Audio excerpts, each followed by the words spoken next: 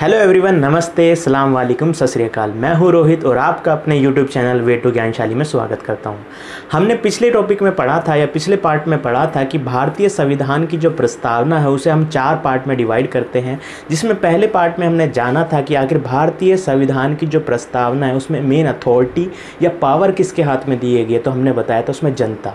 फिर second part को हमने देखा था कि भारतीय संविधान में जो इंडियन स्टेट का नेचर है या कहें उसकी प्रकृति है, सरकार की प्रकृति है, वो कैसी हो, उसको हमने डिटेल से जाना था। अब जो बाकी के बचे 2 पार्ट हैं उसे हम जानेंगे, समझेंगे और उससे रिलेटेड जो भी क्वेरीज होगी आप कमेंट सेक्शन में जाकर के हमें बता सकते हैं। चलिए फिर हम शुरू करते हैं।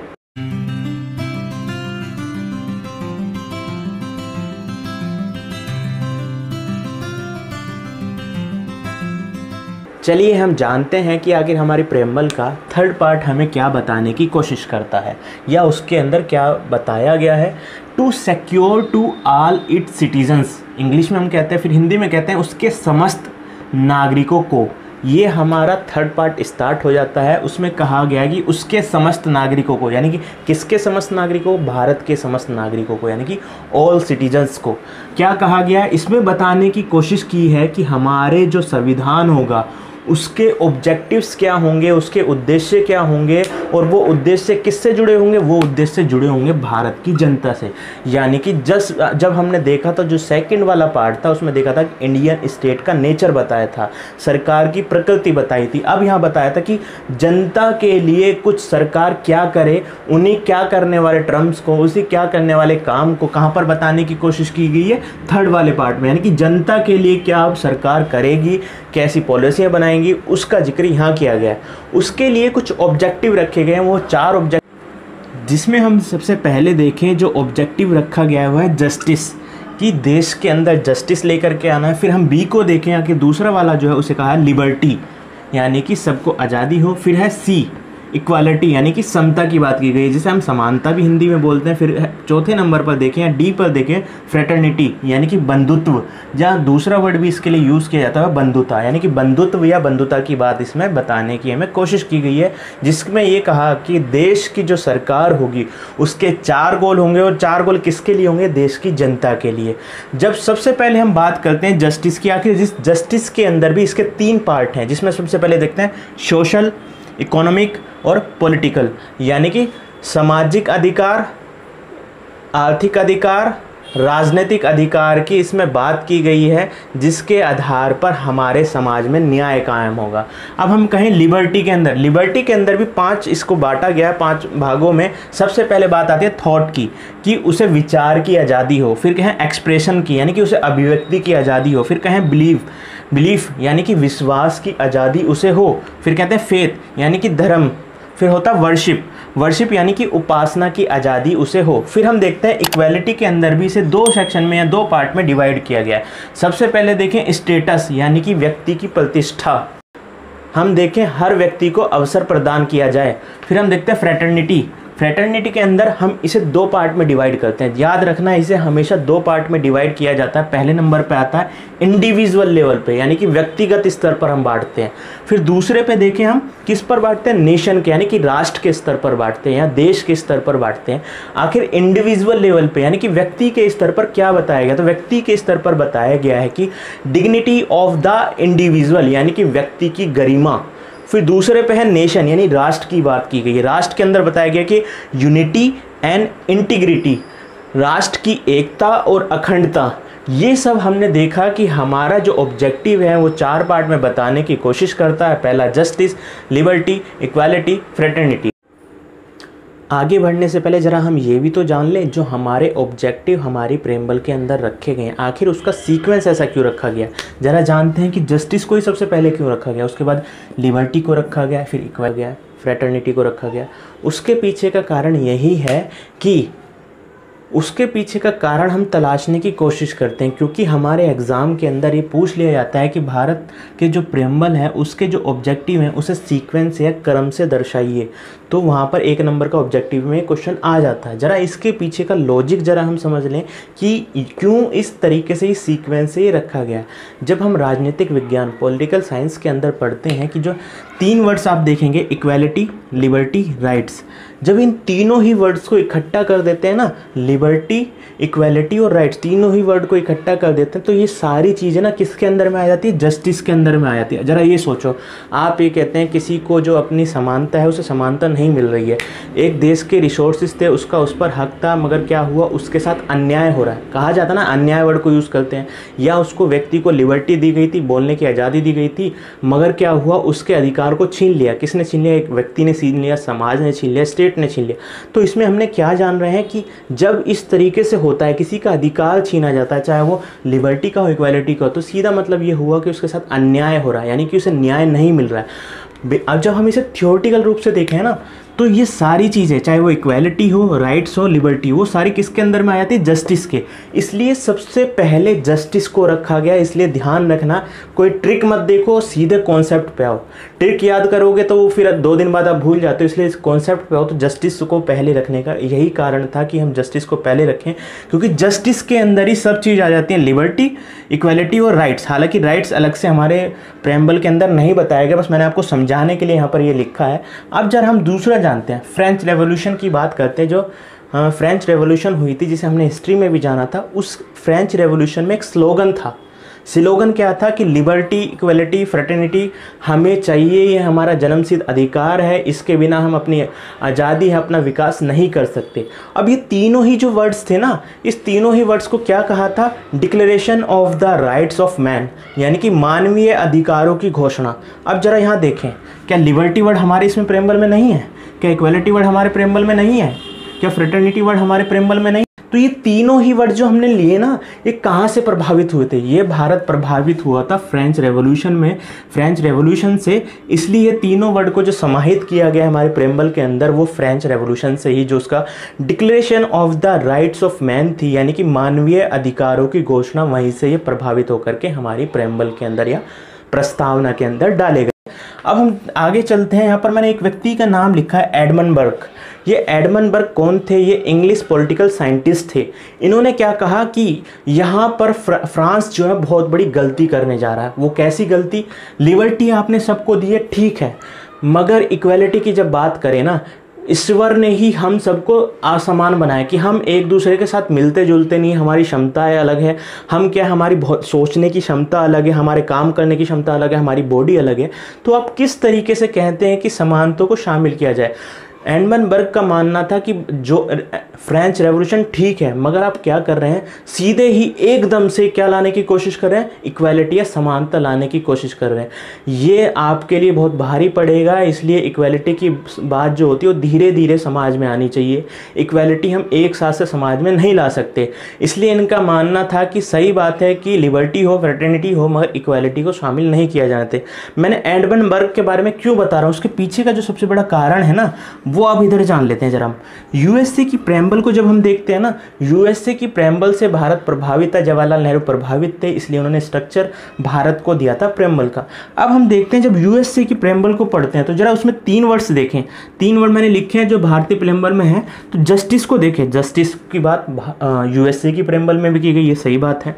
लिबर्टी की बात यूएसए की प्रेम्बल में भी की गई, ये भी सही बात है। मगर अमेरिका की प्रेम्बल के अंदर इक्वालिटी की बात नहीं की गई है। उसका सबसे बड़ा कारण यही था जब हमने एडमंड बर्ग को देखा था। मगर भारत ने क्या किया, क्योंकि भारत के अंदर इतनी ज़्यादा असमानताएं थी, जैसे जाति के आधार पर, जेंडर के आधार पर, कल्चर के आधार पर, या देखिए रीजनल बेसिस पर भी देख सकते हैं, रेशियल आधार पर भी देख सकते हैं, या रिलीजन के आधार पर भी देख।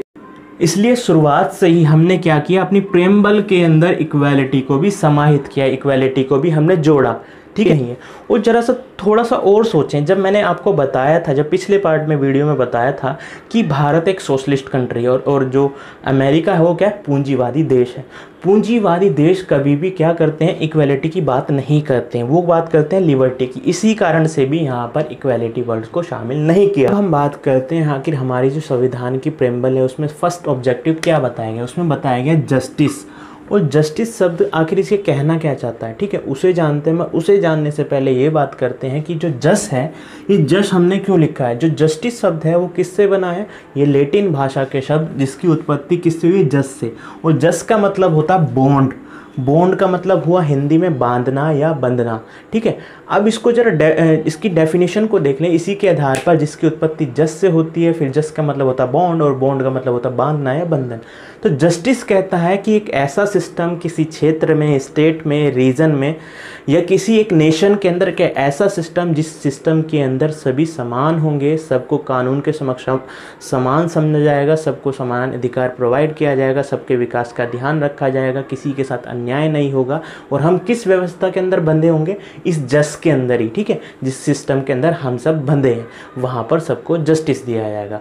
अब हम जरा बात करते हैं, जब हमारे यहाँ जस्टिस की बात की गई तो जस्टिस के अंदर भी 3 social, economic and political, 3 objective की, या फिर हम इसे सब ऑब्जेक्टिव बोल सकते हैं, ठीक है। Social, economic and political. Social के अंदर ये कहा गया है कि समाज के अंदर सामाजिक आधार पर किसी भी तरीके का अन्याय नहीं होना चाहिए, चाहे वो कास्ट हो, रिलीजन हो, सेक्स हो, रेस हो, प्लेस ऑफ बर्थ हो, लैंग्वेज हो, क्लास हो।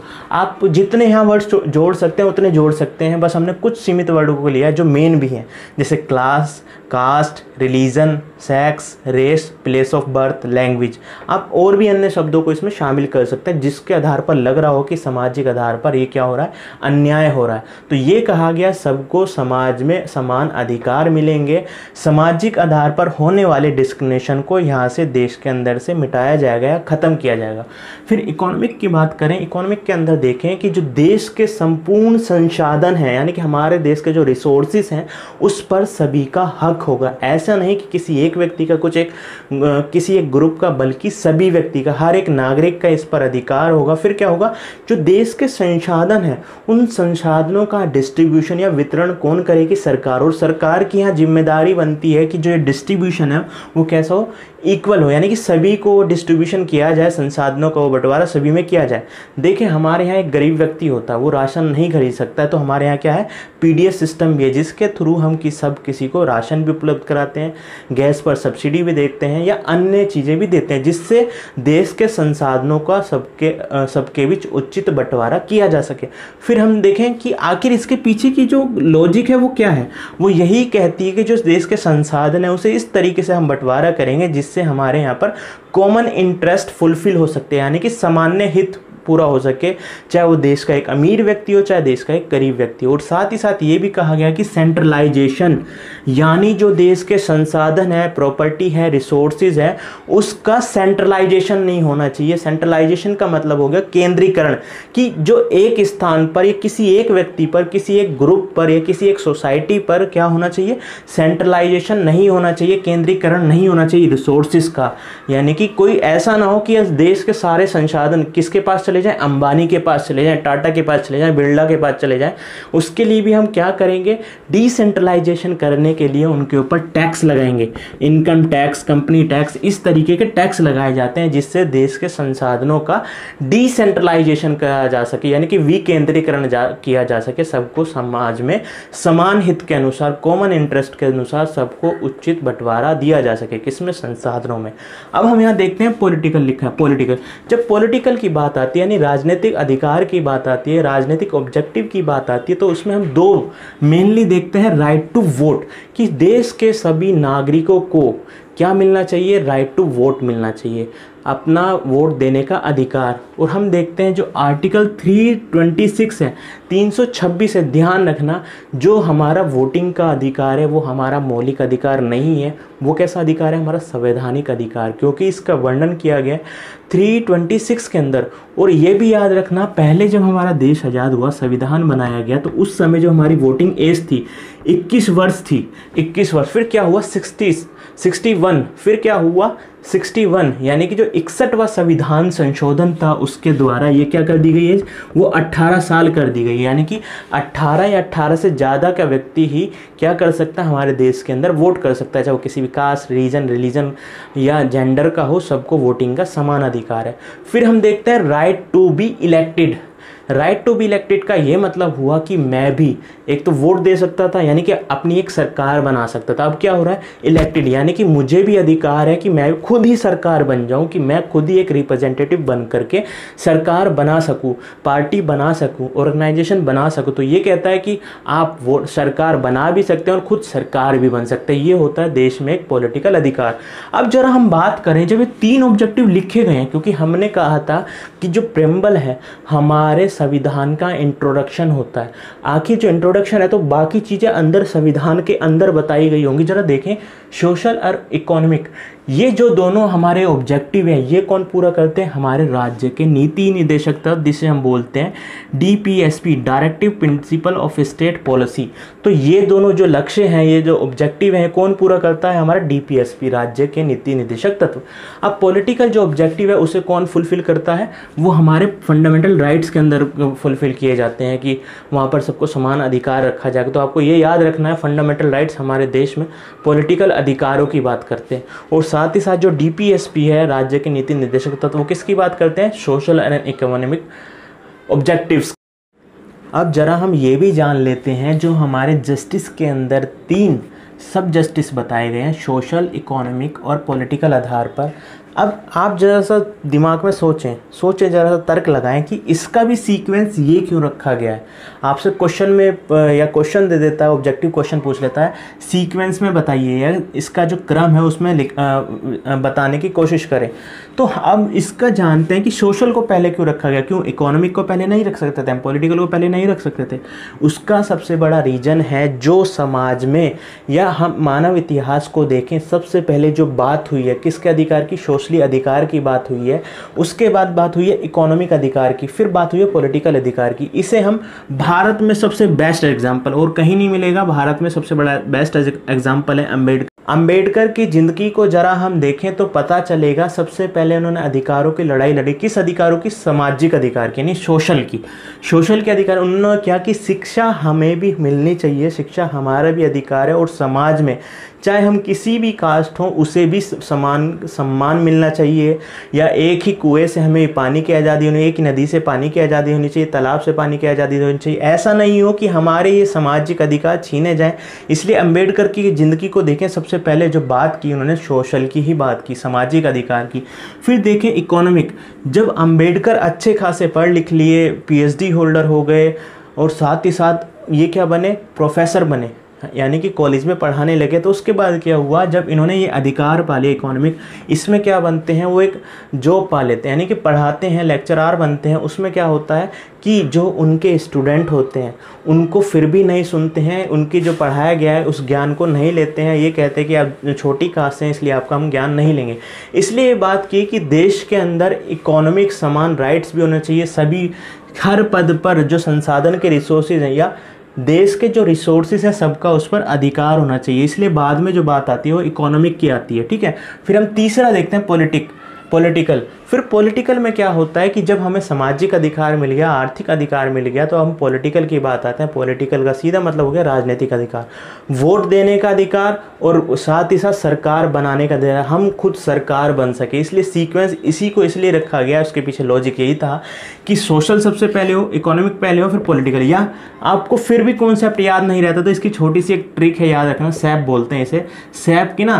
तो कई सारी पॉलिसियाँ भारत में सैप के नाम से भी मिल जाएंगी, इसलिए आपको ईजिली ये याद हो जाता है। मगर मैं यही कहता हूँ, ट्रिक से ना याद करके एक कॉन्सेप्ट से याद करें। इसका सीक्वेंस क्यों इसलिए बताया गया है। अब जरा हम वुमेन के उधर नज़रिए से भी देखते हैं, यानी कि नारी के नज़रिए से भी इसे देखने की कोशिश करते हैं। जो नारी थी, जब हमारे यहाँ महिला थी, सबसे पहले उसको बात की गई कि महिला की सामाजिक स्थिति अच्छी होनी चाहिए, समाज में जेंडर के आधार पर होने वाला डिस्क्रिमिनेशन ख़त्म होना चाहिए, महिलाओं को भी सामाजिक आधार पर समान अधिकार मिलने चाहिए, चाहे वो शिक्षा हो, चाहे समाज के अंदर उनकी एक रिस्पेक्ट हो, पुरुष की तरह उन्हें भी मिलनी चाहिए। फिर देखते हैं आर्थिक अधिकार की।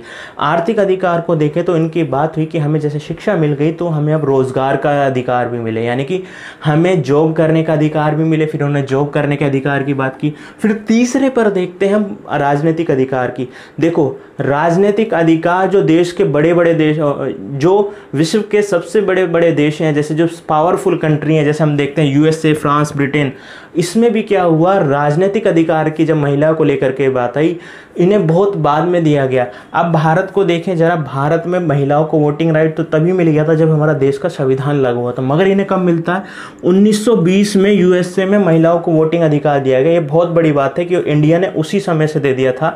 और यहाँ पर क्या देखने को मिलता है, पॉलिटिकल अधिकार सबसे लास्ट में मिले। फिर फ्रांस में देखें 1944 में, 1944 में जाकर के मिलते हैं। वहीं ब्रिटेन में देखें 1918 में।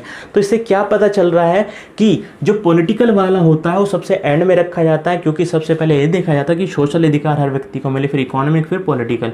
तो इसी आधार पर हम देखते हैं भारत ने पॉलिटिकल अधिकार भी महिलाओं को शुरुआत से ही दे दिया। जरा हम अब अगले ऑब्जेक्टिव को समझ लेते हैं जिसका नाम है लिबर्टी। अब लिबर्टी को भी हमने 5 चीज़ों में बांटा हुआ है हमारी प्रेमबल के अंदर। सबसे ऊपर आता है थॉट, यानी कि व्यक्ति के विचार की आज़ादी। फिर देते हैं एक्सप्रेशन, यानी कि व्यक्ति को अपनी बात को किसी को कहने की आज़ादी, अभिव्यक्त करने की आज़ादी, बोलने की आज़ादी। फिर देखते हैं बिलीफ। बिलीफ का मतलब हो गया विश्वास, किसी भी चीज़ पर विश्वास करे या विश्वास ना करे उसे पूरी तरीके से आज़ादी है। फिर बात आती है फेथ की, यानी कि धर्म की बात आती है। याद रखना, फेथ को हिंदी में धर्म कहा गया है। अगर हम हिंदी से इंग्लिश में आए तो वहाँ रिलीजन लिखा जाता है, मगर इसमें यहाँ अंतर है, यहाँ पर इसे फेथ लिखा गया है। अभी डिटेल में हम बाद में बात करेंगे क्या मतलब हुआ इसका। फिर आ गया वर्शिप। वर्शिप को हिंदी में कहा गया है उपासना। जरा अब इस चीज़ को डिटेल में समझते हैं कि इसका अर्थ क्या होता है, इस सीक्वेंस में ये क्यों लिखा गया है, इस सीक्वेंस को हमें किस तरीके से याद करना है उसे हम देख लेंगे। कॉन्सेप्ट वाइज देखेंगे, ट्रिक वाइज नहीं देखेंगे। कॉन्सेप्ट होगा तो आपको याद हो जाएगा। अगर इस कॉन्सेप्ट से आप याद करेंगे तो आप भूल ही नहीं सकते। गारंटी मैं लेता हूँ। थॉट की बात करते हैं। थॉट का क्या मतलब हो गया कि हमें अपने विचार, हमारे विचार कहाँ आते हैं, हमारे दिमाग के अंदर आते हैं, कि हमें जो भी विचार आए वो हम सोच सकते हैं। हमारे दिमाग का पूरी आज़ादी है, कोई हमारे दिमाग पर कंट्रोल नहीं कर सकता। इसलिए हमारे दिमाग के अंदर कोई भी विचार आए उसे कोई नहीं रोक सकता, ठीक है। मगर यार मेरे दिमाग में एक आइडिया आया, यानी कि विचार आया, अब मैं उसे इम्प्लीमेंट करना चाहता हूँ, इम्प्लीमेंट लागू करना चाहता हूँ। लागू कैसे करेगा, जब आपको कोई विचार आता है तो विचार किसी दूसरे व्यक्ति से आप कहते हैं, तो वही बात आती है दूसरे नंबर पे। इस सीक्वेंस को देखें तो थॉट के बाद जो दूसरा नंबर आता है एक्सप्रेशन का, कि आपके दिमाग में एक विचार आया, विचार के बाद क्या होगा, उसे अब इम्प्लीमेंट करना है या उसे बताना है किसी को, तो क्या होगा, अभिव्यक्त करना होगा, एक्सप्रेस करना होगा किसी दूसरे व्यक्ति के, समाज के सामने या स्टेट के सामने। इसलिए देखना, इसका सीक्वेंस पहले विचार आता है दिमाग में, फिर आता है अभिव्यक्त, उसे बोलना, ठीक है, बोलना। तो आपको इसे इसी सीक्वेंस में याद करना है, इन दोनों को एक साथ याद करना। उसके बाद आते हैं 3, ठीक है। अब उस सबसे ऊपर आ जाता है विश्वास। विश्वास का मतलब ये हुआ कि आप जो व्यक्ति हैं, मैं एक व्यक्ति हूँ, आप जिस व्यक्ति के ऊपर, यानी कि मुझे गांधी जी के ऊपर विश्वास है, उनकी शिक्षा पर विश्वास है, मुझे कहें कि जैन धर्म के ऊपर विश्वास है, मैं कहूँ कि मुझे अम्बेडकर के ऊपर विश्वास है, मोदी के ऊपर विश्वास है, राहुल के ऊपर विश्वास है, वो आपका पर्सनल है। आपको जिसके ऊपर विश्वास करना है कि हाँ हमारे लिए अच्छा है, हम उसे विश्वास करते हैं, इसलिए इसे कहा है बिलीफ। ये जरूरी नहीं है जो बिलीफ है, ये विश्वास इसे धर्म से जोड़ा जाए, किसी व्यक्ति विशेष से भी जोड़ा जा सकता है, या आपके कल्चर से भी आप इसे जोड़ सकते हैं, या आपके समाज से भी जोड़ सकते हैं। समाज के आपकी जो ट्रेडिशंस चलती आ रही हैं इतने हजारों सालों से, उसके ऊपर विश्वास की भी बात कर सकते हैं। जैसे हिंदू धर्म की ट्रेडिशन देखें, शादी का कल्चर अलग होता है, मुस्लिम का अलग होता है, तो वो आपका उन ट्रेडिशन के ऊपर विश्वास है। ये इसलिए बिलीफ जो है धर्म से नहीं जुड़ा हुआ है। अब इन दोनों को जरा हम साथ पढ़ेंगे, हमें इसे अलग से पढ़ा तो इसको जरा हम देख के जोड़ेंगे, इसे धर्म से जोड़ेंगे हम इसे, ठीक है। तो फेथ का क्या मतलब हुआ, हिंदी में उसे बताया है धर्म। फिर दूसरे नंबर पर देखें या 5th नंबर पर देखें वर्शिप, उपासना, ठीक है। तो इसको जानते हैं कि धर्म और उपासना के बीच में आखिर अंतर क्या है। धर्म की बात करें, धर्म का मतलब ये हो गया जैसे हिंदू, मुस्लिम, सिख, ईसाई, पारसी, बौद्ध, जैन, ये सारे जो धर्म हो गए, उस धर्म की जो शिक्षा है, आपको ये आज़ादी दी गई है कि कोई भी धर्म आप अपनाएं, उसकी शिक्षा को अपने ऊपर इम्प्लीमेंट करें, लागू करें। साथ ही साथ क्या किया गया कि हर एक धर्म का कोई ना कोई ग्रंथ होता है, ठीक है, चाहे वो हिंदू का हो, गीता हो, इसी तरीके से हर किसी धर्म का एक ग्रंथ होता है। वैसे ही कहें कि हर एक धर्म क्या है, हमें राह दिखाने की कोशिश करता है, एक दिशा दिखाता है कि हमें किस तरीके से नैतिक मूल्यों का पालन करना चाहिए, किसी दूसरे व्यक्ति की आज़ादी का या उसके अधिकारों का हनन नहीं करना चाहिए, उसके साथ हिंसा नहीं करनी चाहिए। फिर कहते हैं क्रियाक्रम, हर एक किसी धर्म के अपने अपने क्रियाक्रम होते हैं। क्रियाक्रम का मतलब ये हो गया, शादी का कल्चर क्या होता है कि किसी में 7 फेरे लिए जाते हैं, मुस्लिम में कबूल है किया जाता है, इस तरीके से। तो ये सब हर एक धर्म का अपना क्रियाक्रम होता है, राह दिखाने को उनका जो नज़रिया होता है वो अलग होता है, उनका एक ग्रंथ होता है, उसमें अलग से शिक्षा दी जाती है, धर्म की शिक्षा दी जाती है, ठीक है। तो ये क्या हो गया, पूरा फेथ हो गया। मगर उसके बाद जो आता है वो वर्शिप की बात है। देखो पहले जो आपको कैसे याद करना है, सबसे पहले स्पेशली रिलीजन की बात की गई, जिसे हमने यहाँ पर फेथ वर्ड यूज़ किया, तो धर्म की बात की गई, तो उसकी स्पेशली शिक्षा की बात की, किसी स्पेसिफिक या पर्टिकुलर रिलीजन की, जो व्यक्ति के ऊपर डिपेंड है कि किसे फॉलो करता है। फिर आता है वर्शिप। वर्शिप में देखते हैं उपासना का जो अर्थ होता है, उपासना का अर्थ होता है कि आसन। देखो आप ये जो इसको संधि विच्छेद करेंगे, तोड़ने की कोशिश करेंगे, तो इसका मतलब ये बनेगा कि आसन, करीब, जो सबसे करीब आसन को हम समझते हैं। इसमें मैंने लिखा ईश्वर प्लस व्यक्ति, ईश्वर प्लस व्यक्ति के संबंध, यानी जो उपासना होती है वो हमारी क्या होती है, वर्शिप होती है। जैसे भगवान से हम प्रेयर करते हैं या कुछ भी इबादत करते हैं, तो क्या होता है उसमें सीधे हमारा कनेक्शन किससे जुड़ जाता है, ईश्वर से, गॉड से। तो यही कहा गया है उपासना के अंदर उसके करीब बैठना, उसके करीब जाना, किसके करीब, ईश्वर के करीब जाना, उसकी उपासना करना। जहाँ पर हमने देखा था फेथ के अंदर हम पर्टिकुलर रिलीजन की बात कर रहे थे, उसकी शिक्षा की बात कर रहे थे, उसकी राह दिखाने की बात कर रहे थे, तो अब यहाँ बात क्या कर रहे हैं, अब उसी राह दिखाने के आधार पर हम इबादत कर रहे हैं, आंख बंद करके प्रेयर करते हैं इस तरीके से, चाहे वो किसी इस्लाम में करते हो, चाहे कुछ भी करते हो, ठीक है। तो ईश्वर प्लस व्यक्ति का संबंध ही उपासना से जुड़ा होता है, जिसके अंदर हम प्रार्थना करते हैं, दुआ करते हैं, इबादत करते हैं। आई होप कि मैं समझाने में कामयाब। अब हम बात करते हैं अपने अगले ऑब्जेक्टिव की, जिसका नाम है इक्वालिटी, यानी कि समता का, और साथ ही साथ समता को हम समानता भी बोलते हैं। जरा इसके अर्थ को समझते हैं, आखिर ये क्या कहना चाहती है पहले, उसके बाद जानेंगे जो 2 आधार पर स्टेटस और अपॉर्चुनिटी की बात की, उसे बाद में जानेंगे। पहले हम जानते हैं कि समानता या इक्वालिटी का अर्थ क्या हुआ, थोड़े से ही शब्दों में जानते हैं। कानून के सबक सभी समान हो, यानी कानून की नज़र में सबको समान समझा जाए, ना किसी कास्ट पे, रिलीजन पर, रीजन पर, जेंडर पर, और साथ ही साथ अन्य की लैंग्वेज के आधार पर हम किसी के साथ कोई भेदभाव नहीं करेंगे, ठीक है। तो कानून के सब समान होंगे। अगर किसी ने अत्याचार किया किसी पर, किसी के अधिकारों को हनन किया, तो सबको समान सजा देगी। फिर क्या है कि वर्क और जॉब, सबको जॉब का समान अधिकार होगा, कार्य करने का सबको समान अधिकार होगा, किसी से कार्य छीना नहीं जाएगा। ये कहा जाए कि आपकी कास्ट ये है तो आपको ये काम करने की आज़ादी नहीं, ऐसा नहीं होगा। नो स्पेशल राइट्स, यानी कि हम देखते हैं भारत में एक डेमोक्रेटिक कंट्री है, भारत एक डेमोक्रेटिक कंट्री है, तो यहाँ क्या किया, लोकतांत्रिक देश में सबको समान अधिकार दिए जाते हैं, कोई स्पेशल ट्रीटमेंट किसी को नहीं दिया जाता है। इसलिए क्या कहा गया, नो स्पेशल राइट्स की बात होती है जब इक्वालिटी की बात आती है। फिर कहा जाता है शासन में भाग लेना, यानी कि शासन के अंदर भाग लेने का अधिकार सबको हो, ठीक है। ये तो ही इन जनरल हमने बात कर ली कि हमारी समानता क्या होती है। अब जरा हम बात करते हैं कि आखिर हमारे प्रेम्बल में जो 2 वर्ड जोड़े गए हैं, स्टेटस और अपॉर्चुनिटी, यानी स्टेटस का मतलब हो गया प्रतिष्ठा और अपॉर्चुनिटी का मतलब हो गया अवसर। आखिर प्रतिष्ठा और अवसर का मतलब दोनों को साथ में जोड़ते हैं, क्योंकि भारत का जो एक देखें नेचर, भारत का नेचर कैसा है, भारत का नेचर देखें मल्टी है। मल्टी का मतलब क्या हो गया, multi caste, multi religion, multi language, multi culture. तो इसी कई सारे मल्टी जोड़ते जाएं तो भारत का नेचर पता चलता है कि भारत का जो विविधता है वो कैसी है। तो इसमें ये कहा गया कि भारत के अंदर जो है सबको समान माना जाएगा, सबको समान अवसर दिए जाएंगे अपने विकास के, कानून के समक्ष, साथ ही साथ जो काम करने का हो शासन के अंदर, सबको विकास के समान अवसर हम प्रोवाइड करेंगे, ठीक है। और जो वो अवसर मिल जाता है उसे साथ ही साथ क्या, स्टेटस, चाहे वो किसी भी कास्ट का हो, रिलीजन का हो, जाति धर्म या किसी भी जेंडर का हो, सबकी प्रतिष्ठा स्टेटस का क्या करेंगे, हम सम्मान करेंगे। ऐसा नहीं कि हम किसी को कमेंट कर दें उसके जाति के आधार पर, ये क्या होगा, उसके स्टेटस को कहीं ना कहीं हम क्या कर रहे हैं, उसके साथ डिस्क्रिमिनेशन कर रहे हैं। इस तरीके से स्टेटस देगा, या दूसरी तरीके से स्टेटस हो सकता है कि कोई एक अफसर है और वो किसी उच्च पद पर बैठा है, वो दूसरी कास्ट या रिलीजन से, हमने उसका सम्मान नहीं किया, तो ऐसा नहीं होगा। हमें व्यक्ति के स्टेटस को भी पूरा सम्मान देना होगा, साथ ही साथ हमें उसे अपॉर्चुनिटी तो देनी ही होगी, अवसर तो देना ही होगा साथ, मगर क्या करना है, हमें उसकी प्रतिष्ठा यानी स्टेटस का भी ध्यान रखना होगा। फिर ठीक है, अब यहाँ पर मैंने लिखा है अवसर। एक तो बात यहाँ पर बता दी गई अवसर कि सबको अवसर समान मिलेगा, चाहे वो किसी भी जाति से हो, धर्म से हो, लिंग से हो, नस्ल से हो, किसी से भी हो, रीजन से यानी कि क्षेत्र से हो। तो अब एसएससी और यूपीएससी का एक एग्ज़ाम भरा जाता है, तो सबको उसमें ये कहा गया कि सबको समान अवसर दिया गया, जा करके उसे भरो।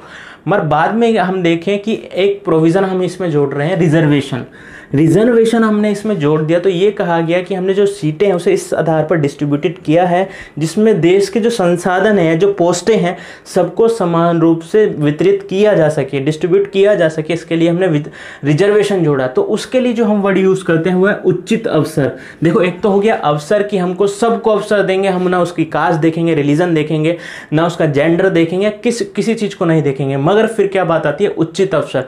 जहाँ पर उचित वर्ड जुड़ जाए साथ में अवसर के, उचित प्लस अवसर, तो इसका मतलब क्या हो गया, वहां पर रिजर्वेशन की बात हो रही है, यानी कि स्पेशल ट्रीटमेंट की बात हो रही है। और स्पेशल ट्रीटमेंट हमें हमारी सोसाइटी में किसे दे रहे हैं, जो एससी एसटी ओबीसी लोग हैं उनको स्पेशल ट्रीटमेंट दिया जा रहा है, जिससे कि वह भी संविधान के अनुरूप जो संसाधन है सब हमारे देश के, उनको भी हमारे रिसोर्सेज का उचित बंटवारा किया जा सके। इसे हम पढ़ेंगे जब आर्टिकल 16 पढ़ेंगे या 15 पढ़ेंगे हमारे मौलिक अधिकार, तब इसे गहराई से समझेंगे। अभी बस ये हमने समझा कि इक्वालिटी जो बात की गई वो उसमें देखा गया कि स्टेटस होता है, अपॉर्चुनिटी होती है, उसको समान रूप से हमें सबको मानना है कि हमारे को एक अवसर मिल रहा है तो सामने वाले के अवसर को भी हमें स्वीकारना होगा, उसका सम्मान है।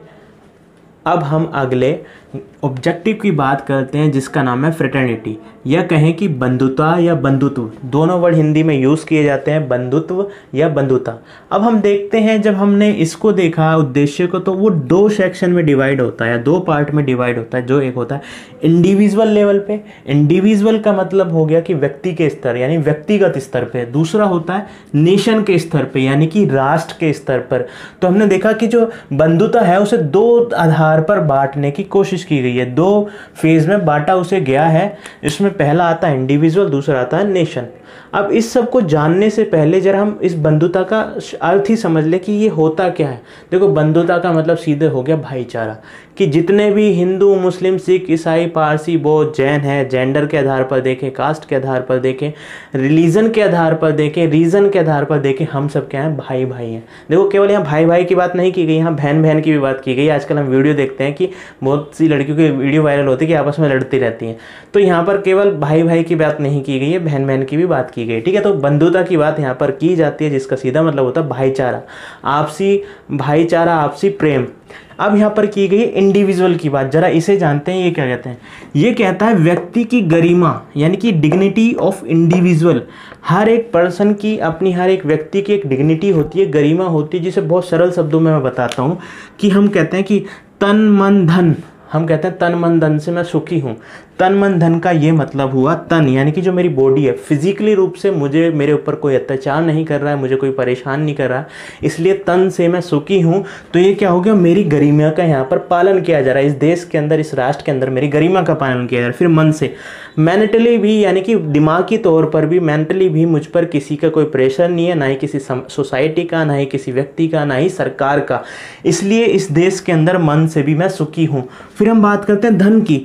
मेरे पास इतना धन है कि सरकार ने जो देश के रिसोर्सेज है उस तरीके से प्रोवाइड किए हैं कि मैं भी उनसे अपना विकास कर पा रहा हूँ, ये कहें कि मैं दैनिक जीवन अपना चला पा रहा हूँ। तो हमने देखा तन मन धन की यानी कि व्यक्ति की गरिमा होती है, फिजिकली लेवल पर उससे कोई तंग ना करे, मेंटली लेवल पर कोई तंग ना करे, या कहें कि उसे उसका जो धन है उसकी संपत्ति को भी उससे कोई छीने ना। तो ये सब देखा, ये व्यक्ति की गरिमा होती है। और भी सरल तरीके से जाने तो ये देखें, कोई किसी को दुखी ना करे। दुखी का मतलब होगा कि आप उसकी गरिमा को, जो व्यक्ति होने के नाते आपको अधिकार मिले हैं, तो वही अधिकार दूसरे व्यक्ति को भी मिले होंगे। तो उसके अधिकारों का हनन करके, उस अधिकारी को छीन करके आप उसे दुखी ना करें। ठीक है, ये कहें कि अत्याचार, किसी पे कोई अत्याचार ना करें, उसके खिलाफ किसी तरीके का कोई पाप ना करें। ये बहुत सरल चीज़ से हमने समझ लिया कि व्यक्ति की एक गरिमा होती है, डिग्निटी होती है। अब हम आगे चलते हैं नेशन के स्तर पर। राष्ट्र के स्तर पर क्या होता है कि राष्ट्र, यहाँ पर 2 वर्ड यूज किए जाएंगे, याद रखना, एक यूनिटी होगा और दूसरा होगा इंटीग्रिटी।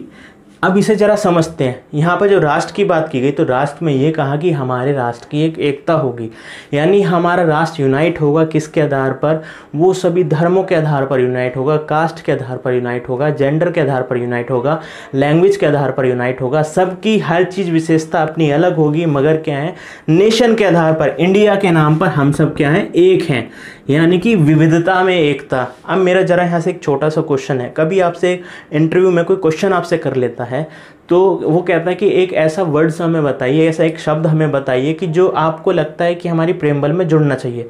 देखो मेरा ये मानना है, अपना आप बताना कमेंट कर करके इसका आपका क्या मानना है। मेरा मानना है भारत को जब हम 5th क्लास में, 4th क्लास में, 5वीं क्लास में होते छोटे से ही ये शिक्षा दी जाती है, भारत एक विविधता में एकता वाला देश, यानी कि इतने सारे विविध हैं हम, फिर भी हम एक यूनाइट है। किसके नाम पर? राष्ट्र के नाम पर, हिंदुस्तान के, भारत के या इंडिया के नाम पर।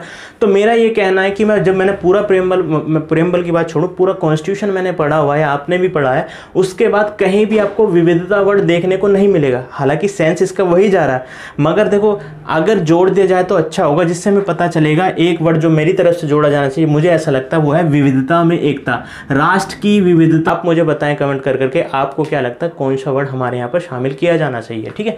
फिर बात आई इंटीग्रिटी की, यानी कि अखंडता।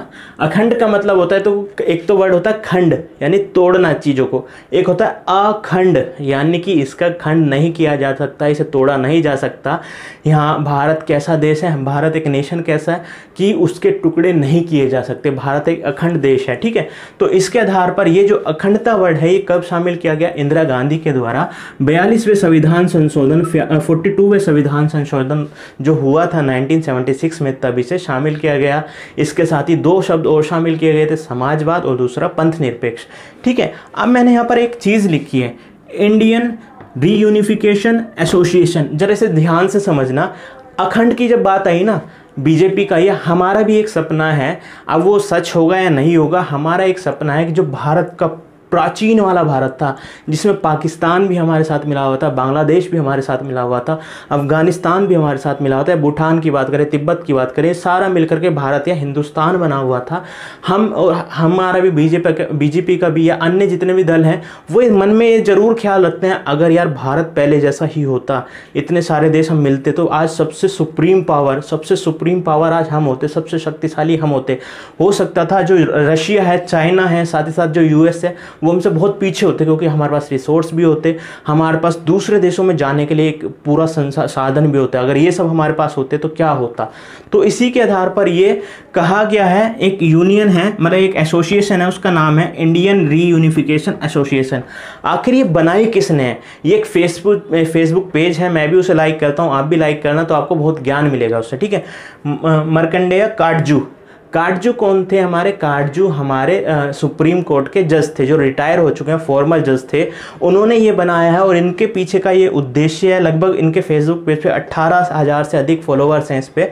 तो इनका क्या मानना है कि जो भारत है, उसे हमें उस अखंड भारत को दोबारा से भारत में लाना है, वो सपना साकार करना है जो प्राचीन हुआ करता था, जिसमें पाकिस्तान भी हमारे साथ था, बांग्लादेश भी हमारे साथ था, भूटान कहें, नेपाल कहें, तिब्बत कहें या श्रीलंका तक को। तो ये सब इनका मानना है कि कम से कम, चलो हम और सब को नहीं ला सकते, मगर बांग्लादेश को और पाकिस्तान को तो जरूर लाना चाहिए, जिससे हम अखंड भारत बन सके, वही पुराना स्वरूप भारत का, देश का भारत के अंदर लगे। तो याद रखना, ये किसने बनाई? ये यूनियन काटजू ने बनाया। हमने तीसरा सेक्शन आज पूरी तरीके से पढ़ लिया, जिसमें हमने देखा था कि हमारा जो प्रेमबल है, उसे 4 भागों में विभाजित किया जाता है।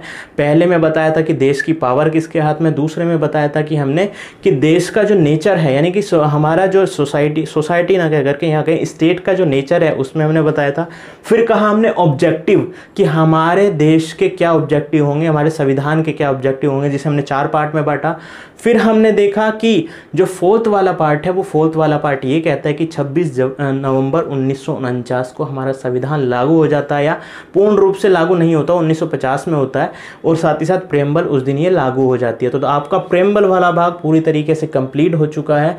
तब तक मैं आपसे रिक्वेस्ट करता हूँ, इस वीडियो को लाइक करें, सब्सक्राइब करें, शेयर करें और कमेंट भी ज़रूर करें। अगर आपकी कोई सजेशन है तो वो भी हमें दें, कोई डाउट्स है, क्वेरीज है तो वो भी हमें अपना शेयर करें।